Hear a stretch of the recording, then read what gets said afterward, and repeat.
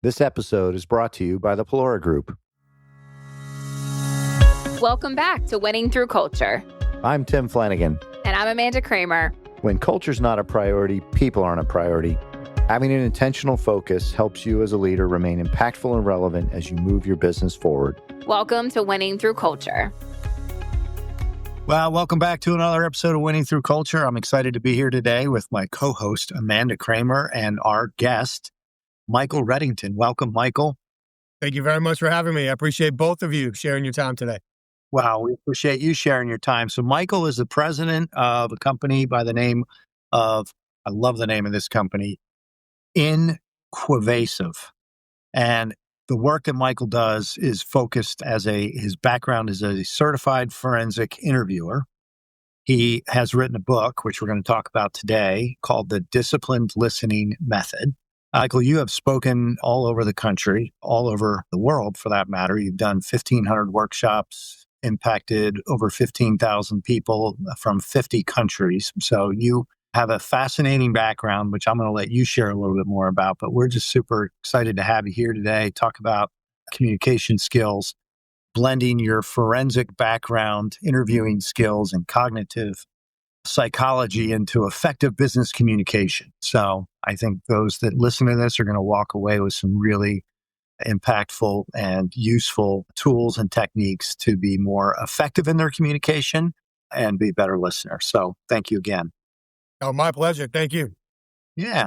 So I know a little bit about your journey, but if you would, please just kind of share a little bit about how you came to writing this book and being a speaker from your previous background as a certified forensic interviewer. Well, I appreciate you asking. Thank you. And I'll keep it quick so we can get to the meat of the conversation for sure. But, I started out as a special education school teacher and baseball coach and thought that would be all I would ever do. And then I had some friends pressure me into trying, of all things, the financial industry. And with all required respect to my current conversationalist, it just wasn't best for my brain. So a couple of years later, I went back to school to get a business degree and ended up with juggling all kinds of part-time jobs. One of them happened to be in investigations. One thing led to another. I'm assuming that they were short on qualified managerial candidates because they offered me a spot pretty quick. And then once I got there, one of my roles was to identify employees who made regrettable decisions, have conversations with them, and ask them to write it down in detail at the end. And I was fortunate to be in an area and in a situation where there wasn't really a shortage of people for me to talk to. And so that led to developing the reps and the skill set. Went through several training classes on interview and interrogation and really developed a passion, not as people might think, for getting somebody to say I did it. But you mentioned the psychology piece earlier for understanding why do people choose to confess, which essentially means why do people choose to share sensitive information under vulnerable circumstances in the face of consequences? And when you think about what we all do as leaders, as business development professionals, as parents, all day we're asking people to share sensitive information under vulnerable circumstances in the face of consequences. So on the interview and interrogation side, that led me to earning my certified forensic interview designation. Shortly after, I was recruited by a company called Wiglander Zolowski. They're the world leader in non-confrontational interview and interrogation training and advising. I was with them for 10 years, as you mentioned, traveling all over the world, teaching non-confrontational interview and interrogation techniques to federal agents, law enforcement, private sector, HR. That's how I met my wife. Thank you, Brooke. Nice. And beyond. And really, that span of my career only fueled that initial passion because as time went on, CEOs and business leaders and vice presidents who would pop their head in as I was working with their investigative teams would say, hey, Mike, I got this negotiation. I got this customer. I got this employee. Can I buy you a beer? Which, the default answer to that is yes. So we go out, we have a drink, we workshop a strategy, and then they would call and be like, thank you. Now I've got this. And so it dawned on me that leaders in the business world were solving the same exact communication problems in their world that I was solving in the investigative world. But there are real hard barriers built between the two, right? Like the investigators and the people that are in the shadows, don't talk to them unless you don't really have a choice. So I left WZ, I started Inquasive, and I wrote the Disciplined Listening Method really to bring all of these skills, perspectives, and techniques together so we can teach people how to apply the strategic observation and persuasive communication techniques necessary to rewrite their future. by building the relationships necessary to make the observations, acquire the information, and achieve the outcomes that might have been eluding us previous. So that's the Cliff Notes version. I'm happy to dive in if you want, but hopefully that gives everybody an idea. Yeah, I'd love to dive in because, I think everybody's heard of active listening. That's obviously a topic that's been discussed for years and not everybody's great at it, but you're talking about something that's another level beyond that, disciplined listening. So why don't you unpack exactly what it is? And we'll start there. Oh, thank you. So active listening serves its purpose. This isn't the old way is bad, the new way is good. We're not going to do that. One of the issues with active listening, as it's been essentially taught, is that it really is performative listening. And the premise behind it is good, because if you think I'm listening, if I look like I'm listening to you, then you will generally talk to me more. That's a good thing. But if I'm actually ignoring you while I'm pretending to listen to you, because I'm talking to myself, thinking about what I want to say or where else I would rather be, now I'm wasting all of our time and I'm potentially making the situation worse for both of us. So really, the disciplined listening method, I appreciate the way that you phrased it. It's built on the shoulders of active listening for sure. It's built on two additional key tenets. Number one is that our job is to unlock hidden value in all of our high impact conversations. And to kind of talk about hidden value and high impact for a moment, hidden value is really getting out of the check the box mentality and understanding that often in any conversation, there's word choice, there's emotions, there's nonverbal behaviors, there's statements within the statements that can really open up entire new worlds for us to pursue together if we're focused enough to identify it. And when we talk about high impact conversation, that's going to change person to person, day to day, situation to situation. But really that comes down to anytime we're having a conversation with somebody, how potentially valuable is either or both the relationship or the outcome we can achieve together. So there's times where the relationship and the potential outcome we can achieve are both high. But there's times where maybe not. Maybe this is somebody that I would normally have no relationship with. I'll never see them again, but I need to get on this airplane. The outcome is very, very important to me. Or it could be the reverse. It could be a situation where the relationship is extremely important, but the outcome to this conversation isn't necessarily high. But because the relationship is so important, I need to treat it as though it is a high impact or high value conversation.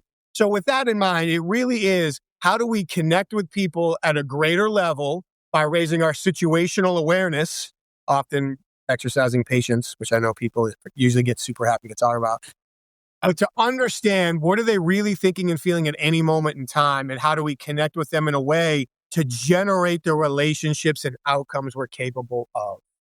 I have a question. You have talked to a myriad of people, different cultures, different backgrounds, all the things. What is the biggest myth that you have heard that people kind of like fall for in the sense of figuring out how to be a disciplined listener, listening to actually respond in a constructive, meaningful, impactful way versus just moving on to the next part of the conversation or being able to talk yourself? What are some of the myths that you get when you're doing these workshops? I'm inquisitive now. Well, thank you.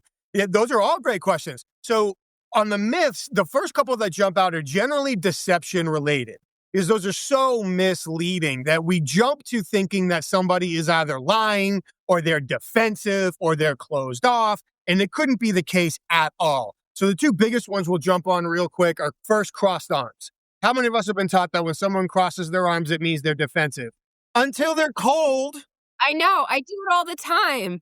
And I remind myself in my brain, I'm like, okay, uncross your arms. But I'm like so cold in the conversation. Okay, keep going. So generally, people will fold their arms for physical comfort or emotional vulnerability. It doesn't necessarily mean that they're defensive. So if somebody is cold, they'll probably cross their arms. If their back hurts, like mine, they'll probably cross their arms. If they're sitting in an uncomfortable chair, they'll probably cross their arms. If somebody violates their personal space, you might be in an evening reception with somebody and the server walks over and gets too close to them, so they cross their arms. You're like, oh, how did I make them defensive? You didn't. The creep server did, because you got too close to them. So physical comfort and emotional vulnerability. If we see somebody cross their arms, really as a rule, when somebody's behavior changes is way more important than what behavior changes. So in general, when somebody's behavior changes, we want to track, wait a minute, what just happened that caused that behavior to change? And now if I can tie in the behavior change to the trigger that caused it in the context of the situation, I can get really close to knowing what somebody's thinking or feeling. But if I just think, oh, she crossed their arms, she's resistant. No, not at all. So if somebody crosses their arms, please ask yourself, what did it happen on time to? Like, was there a trigger that obviously caused it? And what does the face say? I don't know if everybody's watching or listening to this, but if somebody crosses their arms and puts their eyes down and kind of frowns and nods their head a little bit, they're probably about to tell you anything that you want to know. Like, they just gave in. Okay, fine, I've got to say it, I've got to do it. If somebody crosses their arms and kind of tilts their head side to side and their eyes are going right to left, they're on the fence, right? They're considering alternatives. Now, if somebody crosses their arms, turns their shoulder and scowls at you, okay, now maybe we've got some sort of defensive or aggressive reaction here, but the face is really the big differentiation. The next one, and I kind of mentioned it before, is eye movement. A guy named Charles Bond did a global research. They actually did two, and I might be getting these numbers jumbled a little bit, so if somebody wants to fact check me, please do. But I believe he spoke to over 7,000 people from over 400 countries. Those numbers, it might be 4,700, whatever, but you get the point.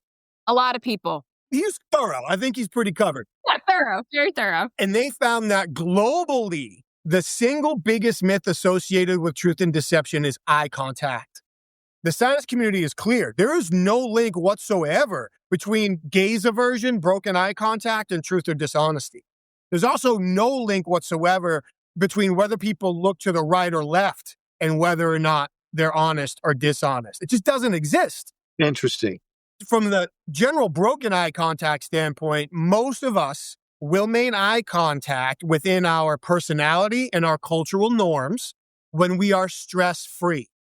And we will break eye contact when we feel stress. So to carry that into truth and lie, if somebody's really comfortable lying, expect them to look you right in the face and lie. If somebody's really uncomfortable telling the truth, they're going to break eye contact when they tell the truth. So we could probably spend 2 hours diving down this rabbit hole alone. But again, it all comes back to the totality of circumstances, the totality of our observations, and the circumstances. So if I ask somebody a question, or if I'm saying something and they react to me, I want to be able to catalog the entirety of their nonverbal reaction, including their eye movement and facial expressions, against what's happening around us. And then if they're going to speak, I also want to be able to interpret the length of their pause, the behavior while they pause, and then how they respond to me in totality. If I can do all that, then I can have a really good idea of what they're thinking, what they're feeling.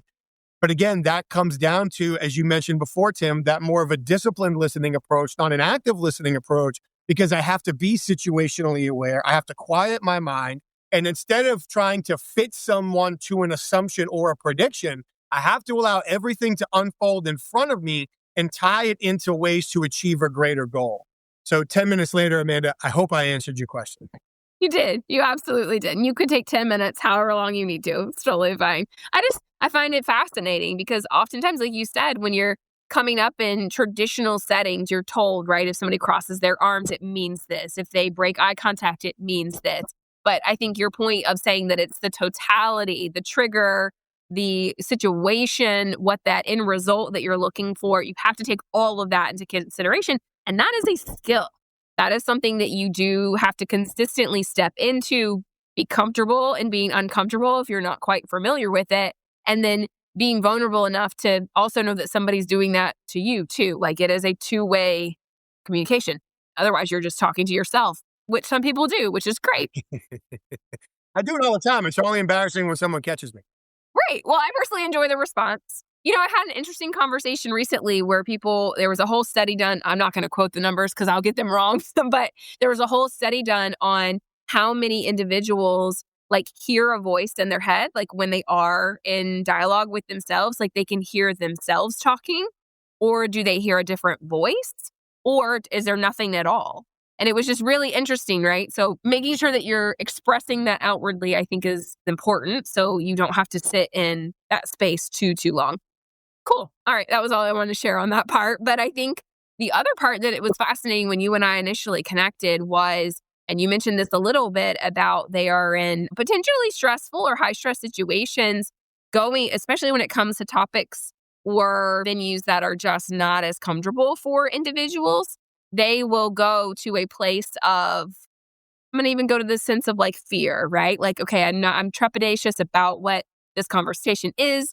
I'm trying to pay attention to the person that's across the table from me, but I'm also trying to get to that end result, balancing the relationship and the end result. How would you describe leaders that effectively help people move from maybe like a resistance space to maybe a dialogue that they're in to the next best step? I'm not saying all the way to like sign on the dotted line, but the next step in that conversation. Yeah, great question. The words that I would use, one gets thrown a lot, empathetic, right? But we can dive into that in a second. Also strategic. And the other one that I would put out is just situationally aware. So I would contend, in a welcome conversation on this, of course, that great listening, great communication is an outcome-driven activity.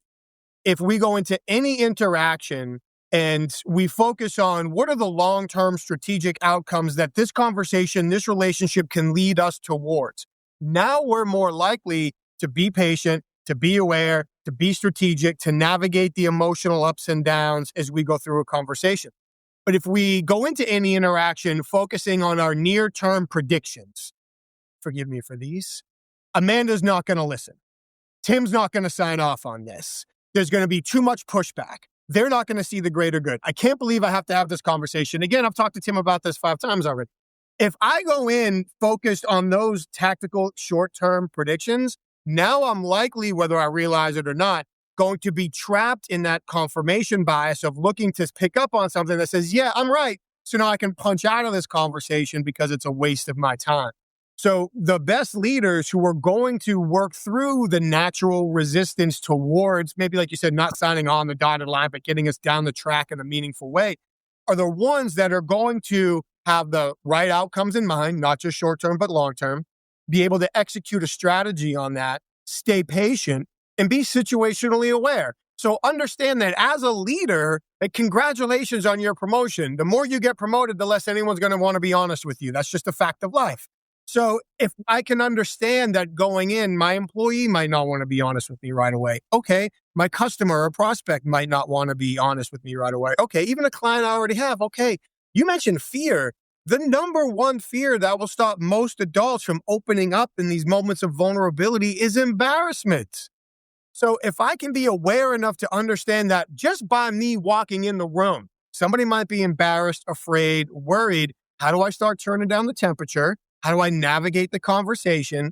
And if somebody does start communicating with me in a way that I'd rather they not, be able to step back and say, cool, that's the role they think they need to play right now to get the outcome they think they want. So instead of me taking it personally, it almost becomes like a costume party. All right, cool. If that's who you think you need to be, you go ahead and play that role. And now I can patiently work through it in order to get us back on track to the outcome.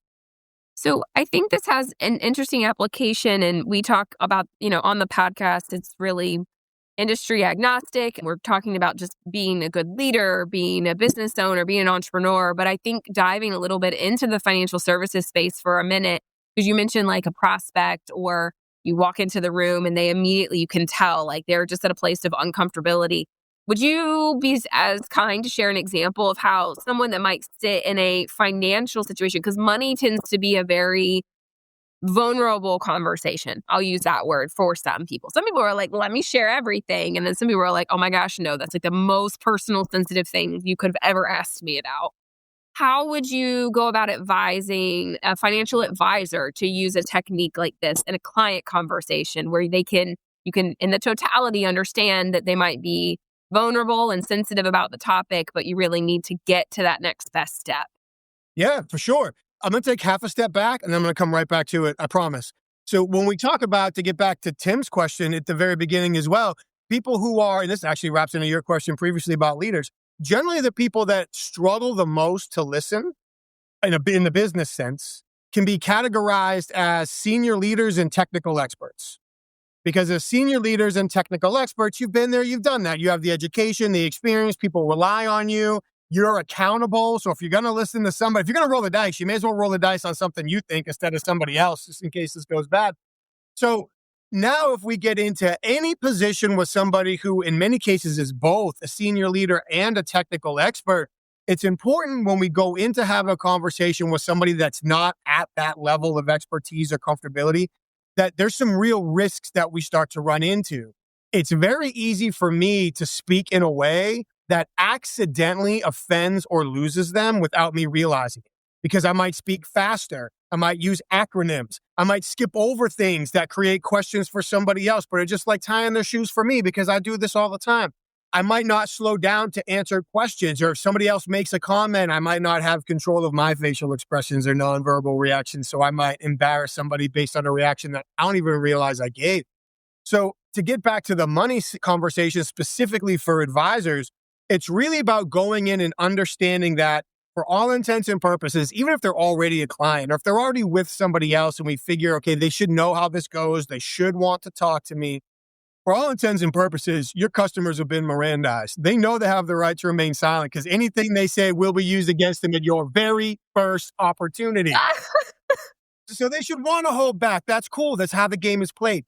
Our job is to build two things relatively simultaneously: credibility and curiosity. If we can build credibility, then we allow the curiosity. Like, oh, where is he coming from? What does he know? What can he teach me? The third piece is we've got to help them save face and protect their self-image. If anybody feels like telling the truth, especially in a financial conversation, is either maybe somebody's great, they've got tons of money, they feel like they're all set. Well, I might not want to tell you that because the vulnerability is you're going to be knocking down my door every day and I don't want to deal with that. Or it could be the opposite. Maybe I'm not where I need to be financially. I've made a bunch of mistakes previously. I hope it's not too late, but I don't really want to admit that to somebody that I don't know right now. So if we can go into the conversation saying, okay, how do I disarm them and help them save face? How do I build credibility? And how do I breed curiosity? For me, one of the core tenets that we live by is called illustrate before you investigate. So instead of me coming in and sitting down and saying, Amanda, thank you for welcoming me into your home, or thank you for meeting me in my office today, I really appreciate it. I'm curious, based on your future goals, what can I help you with? Or I'm curious, based on your previous savings, what questions do you have for me? Or I'm curious, based on the volatile market we're currently all living in, how can I be most helpful? I'm not saying those aren't valid questions, but I've built no credibility. I've built no curiosity. I haven't helped you save face. We don't have a relationship. I may as well just hit you in the face with a bucket of cold water and wonder why you get mad. It's not going to have the same response. But now if I sit down and say, Amanda, thank you so much for sitting down with me today. I really appreciate it, especially understanding how busy most of our clients are balancing family and career. Thank you. Just to make sure that we're on the same page, at least to start the conversation, please correct me where I may be wrong. Often at this point in the process where families are looking to sit down and potentially consult with a new advisor, it's because they are. And now I'll give them a couple of options depending on where they are. It might be because they've been with an advisor for a period of time and they're not sure that that advisor has the right plan or tools in place for the current market.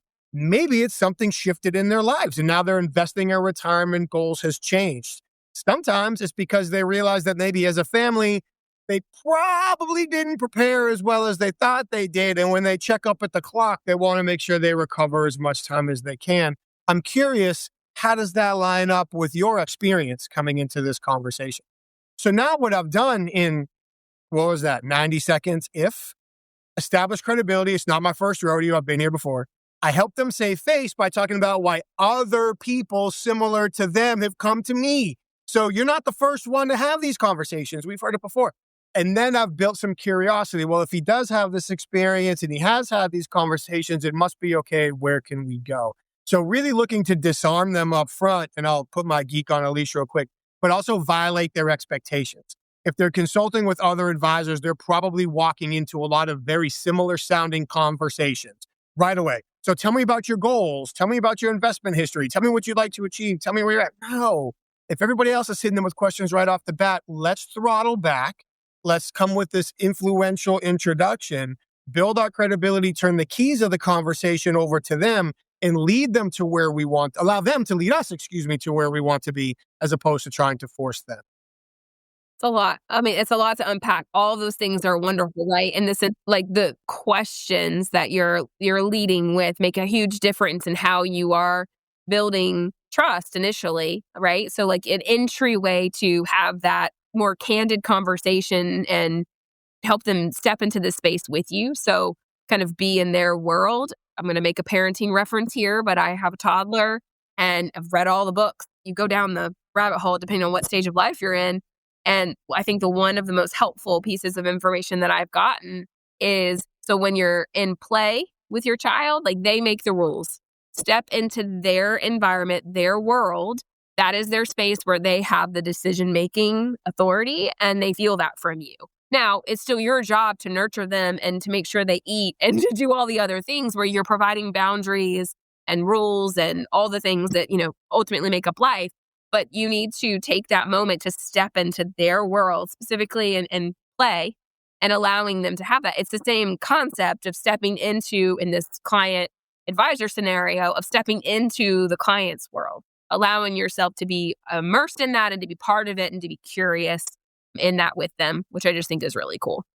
Yeah, Mike, I was listening to you, and the thing that keeps coming up for me in the time we've been together on this podcast, and having met you before, what you're describing is a person coming into a conversation from a very different perspective than most people come into a conversation.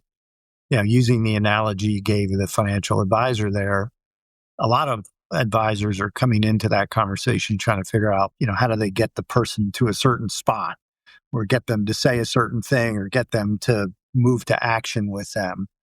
Take a moment, if you would, and kind of unpack. I mean, what is it for the person, in the illustrative example we just gave, the person that's the advisor listening, what are the skills that have to be, there's two questions really, learned and unlearned. Because, I keep coming back to listening to you today and having read your book. I mean, this is a very different way of showing up for these important conversations. Showing up's a great way to put it. When it comes to the learn and unlearned, I'll dive into the unlearn first because it's probably the quickest, and then we'll get into the learn. I think on the unlearn side, the first is the concept of control. Control is often equated to power and safety. So if somebody feels like they don't have control, really it feels like the lack of psychological safety and the lack of power in the conversations, which means their defense is going to be higher. And if their defense is going to be higher, they're going to be less likely to share. I'm going to have to work harder to get less. If I can turn control of the conversation over as early as possible, now their shields go down. Because they feel like they have psychological safety. They feel like they're in power. To use Amanda's analogy from a moment ago, they have agency. They have control of the choice that they're making in the conversation. So now their defenses are low.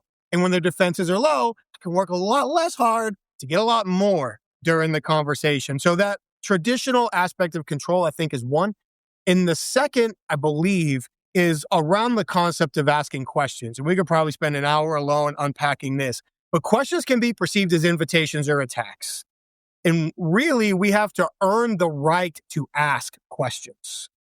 Question fatigue is also real. People don't enjoy being asked lots of questions. So if we ask too many questions, especially up front, we're burning that fuse before we get into the meat of the conversation. So if we can use it's a word that some people like and some people don't, but elicitation techniques. If I can make statements, if I can leave hanging sentences, if I can make comparisons, if I can use some of these other techniques to bring other people into the conversation without actually asking them a question, then I'm saving my most important, forgive the metaphor, bullets for when I really need them the most during the conversation. So off the top, those are probably the two unlearns. For the learn, which ties into the control piece, I am a card-carrying, hill-defending, flag-waving believer that as long as you know where the conversation needs to end, it doesn't matter where it starts. Time is the enemy of empathy. If I go into a conversation and I'm thinking, okay, I have to move Tim from A, maybe not to Z, but I got to get him to Q. And I've only got 45 minutes to do it. That clock's running. I better hurry. No. The direct path is the path of least resistance. And the more I start focusing on the clock, the more I start feeling more stressed. My brain starts shutting down and acting in ways I don't want it to. My emotions start impacting the decisions that I make. But if I can slow down and say, here's where I know I need to end. So let's let them start the conversation wherever they want. They can choose the first road. There's exits off that road. There's turns off that road. So they can choose the first one, and then I'll choose the second one. And maybe they choose the third or fourth one, and I'll choose the fifth or sixth one. They feel like they're driving the car, but we're going to get to where we need to go. So learning to let the other person at least start the conversation and chart the course would be a big one. And also, this is a huge one, allow the conversation to come to you. All too often, and I've not been a financial advisor, so correct me on all of this if necessary, please. For anybody who's a technical expert, the default setting could be, hi, my name's Mike. Let me really quickly tell you how much of an expert I am, what great experts my teammates are, how elite our systems and services are, and all of these charts and graphs and dynamics and things that basically say we're great. Sorry. So, okay, cool, I'm great, but what does that mean to the person in front of me if they don't find any value in the greatness by being able to tie it into something they want to achieve and someone they believe they want to achieve it with? So now I want to hold all that back. I want to allow the conversation to come to me. And I can make some of those illustrative statements about generally this is what we experience and these are the reasons why people come to us and these might be their goals and these might be their concerns. And as I share these commonly, this morning I said to my son, it's not my first rodeo. And he looked at me and said, what is that? Well, it means I've been here before. And of course, my son, who's way too smart, looks at me and says, but you've never been in a rodeo before. I'm like, brother, it's a figure of speech. No, I've never ridden a bull. Sometimes I felt like it, but I've never done it. By allowing the conversation to come to us, we learn more. When we learn more, we can connect better. When we connect better, we can elicit more information and we can get there. And I'm not here to dictate policy or procedure, but do I really need to get Tim to Q today? Or do I need to get Tim to Z on a schedule and in a way where he's comfortable, feels reasonably informed, has had the power of choice, and has had the opportunity to build trust with me before he gets there? Yeah, I think of conversations I've had that haven't gone well. And, you touched on a few of the things that, as I was listening to you, going in with a preconceived notion of either how the person's going to respond or how the conversation's going to go. That's a good one to get offline quickly. Going in with the time factor you mentioned, Michael, is another one. It's like, wow, we got to get this done in this period of time. So I think those are really super important ways of approaching. And again, we're not talking about run-of-the-mill conversations about where are we going for dinner tonight. And I'm sure the techniques would work fine for that for people that can't make it. I was going to say, it depends on how bad I really want Italian that night. I might use the same technique if I want to make sure I end up at the right restaurant. I guess that's true. It could be a high stakes. That could be a high stakes situation. There's probably been times in my marriage where it has. One of the things in your book you wrote about is, and kind of touched on this, but maybe unpack it a little bit more, is certainty is the enemy of listening. What does that mean, and how does that become something, to be paying attention to? I really appreciate you pulling that quote out. Thank you.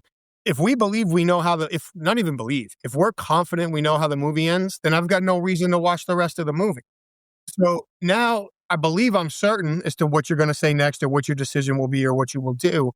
Instead of me really engaging for what's the next best option, what's the next best alternative, what's my next move or decision to help keep this forward. Now I am listening and observing to validate what I already believe is going to happen. So you might show me something that tells me there's a whole new opportunity here, and I could miss it because I was already certain that something else was going to happen. Our brains aren't wired to be good listeners anyway. There's a woman out of Denver who shared her research with me, and I've got no reason to question it, so I'm going to use her number. We have 175 cognitive biases hardwired into our brain. Basically, those biases are there to help us make decisions as fast as possible with as little energy that are consistent with how we see ourselves thinking, talking, acting in similar situations. So if I already think, well, I know what Tim's reaction is going to be, good, bad, whatever. Now, all 175 of those are on attack, right? Yeah, they're all lining up. Yeah, I'm just looking for anything that says, hey, I was right. And unfortunately, if we're being, I think, honest with ourselves, a lot of times we tend to assume or think the worst. That's not always true. I think we've all run into the eternal optimist. Yeah, but no, that's the basic human nature, is go to the worst case scenario. We've all met people that their shoes could be on fire and they'd be like, no, everything's fine. But for the most of us, I think, that kind of that expect the worst type scenario, we could be missing opportunities that are right here in front of us. Maybe it's not the initial investment strategy we thought, but there could be another route to take with them. Or maybe they're not ready to work with me right now, but if I was really paying attention, they just opened the door to some other help that they need. And I know some people I really trust who could do that. And if I can make that connection, these folks come back to me in a year or whatever it might be. So yeah, certainty shuts doors. It gets us from the learning mentality into the validation mentality, which is extremely dangerous. We always want to keep our eyes open to what's happening in front of us and how do we use that in order to get closer to whatever positive outcomes we're looking to achieve. I think as I listen to you say that too, the thing that really strikes me is if all those 175 cognitive biases are lining up, you're going to direct the conversation in a way that's going to get you the outcome you basically, created the certainty of before you even had the conversation. And again, if that's coming to that with a negative bias, that's going to really be off base. So.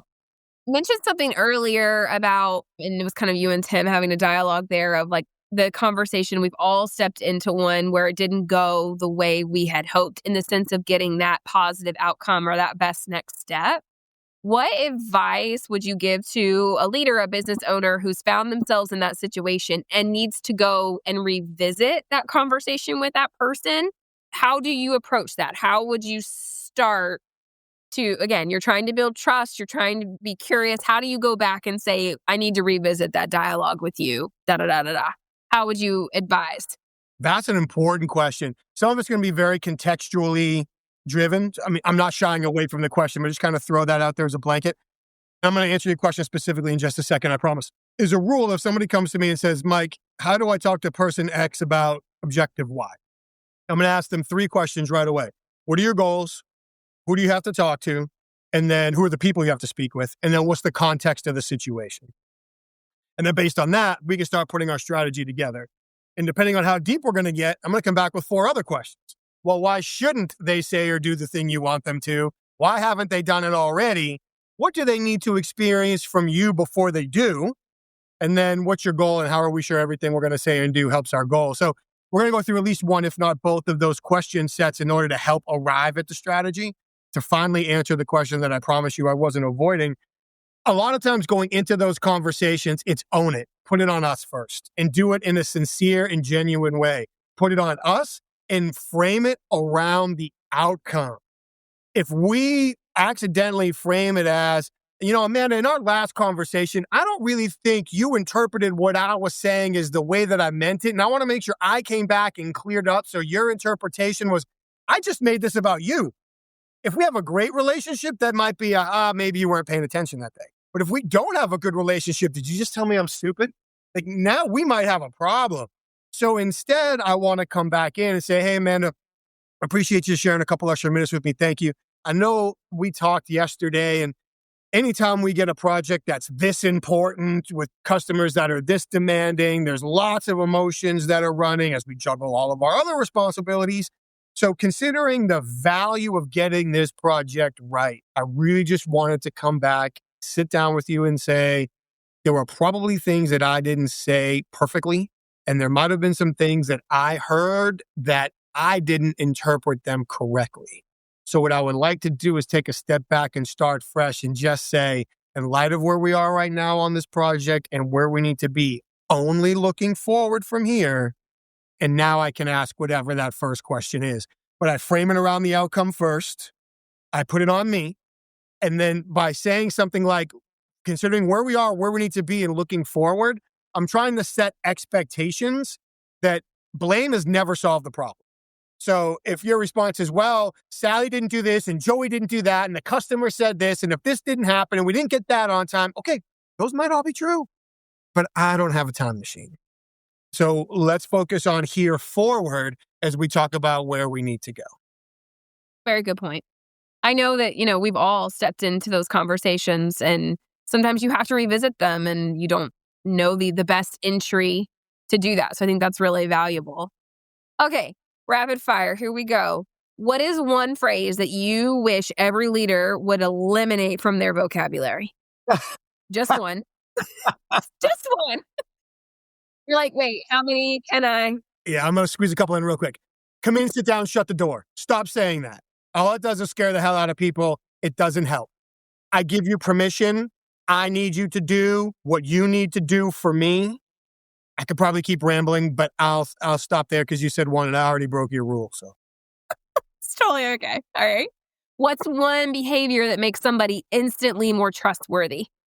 listening and answer along party lines. I understand that. You brought the guy that teaches listening and his answer is listening. No surprise. Talking doesn't do it. Certainly not right away. So here, without getting into religion, right? There's a huge difference between trust and faith. Trust is based on evidence. Faith is based on essentially hope. I believe in something strong enough. I have faith in it.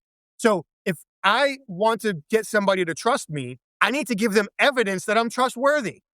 So in order to give them evidence that I'm trustworthy, I've got to truly listen and experience what they have going on. And then honestly, Tim, to your point, I've got to find a genuine way to demonstrate that later on. If I just come back and say, oh, Tim, I understand. Yeah, totally. No, that's not helping. In fact, that's taking away from my trustworthiness. But if I can listen and then later on in the conversation, Amanda, I remember when Gabe was a toddler. In fact, these were the first 3 books we read. And you're right. When we're playing, I can let Gabe break the rules. But now that he plays team sports, we got to make sure he's following the rules. So now, hopefully you and I are building more trust because you know I listened to you when you brought it up.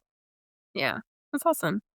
Well, and we talked a little bit about mindset earlier, but like, what is the thing you do yourself personally? Like when you're going into a high stakes conversation, like what's the thing you do to amp yourself up to be ready to do that? Is there any type of methodology for you for mindset positioning before you walk into a high stakes conversation?